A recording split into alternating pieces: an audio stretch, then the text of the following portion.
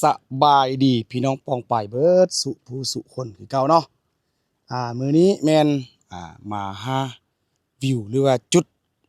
ที่ว่าถ่ายรูปครัวคำนำคลองแห่งที่2ของเมืองปากหลายแขวงไสยบุรีของพวกเราเนาะพี่น้องเนาะอยู่ที่เมืองปากหลายเป็นแห่งที่2ละอยู่ทางเหนือครัวเก่าที่ข้ามไปนครหลวงเวียงจันทน์ระหว่างบ้านคกขะดอหาปากหลายพี่น้องอันนี้แม่นอยู่ทางเหนือบ้านม่วง5บ้านพาเรียบเนาะพี่น้องเนาะ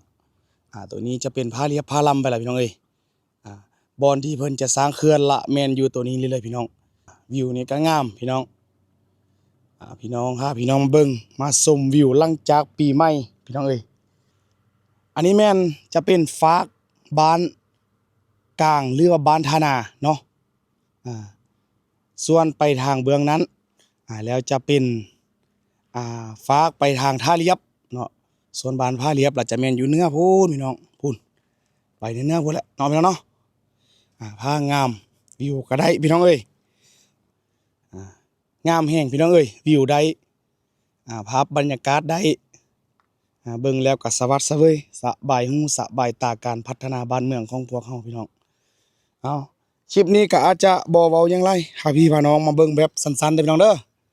อชมวิวกันไปพี่น้องเอ้ยบรรยากาศงามๆมาฝากมาตอนเนาะระหว่างครัวฝากเบิ่งนั้นฝากเบิ่งนี้พี่น้องเอ้ยชมกันแบบซ่าๆเลยเอาคลิปนี้ก็มีแต่ซ้ำนี้แหละพี่น้องเอาสั้นๆกระทัดรัดไปทางใต้ก็สิเป็นบ้านปักโคกบ้านม่วงเนาะไปทางนั้น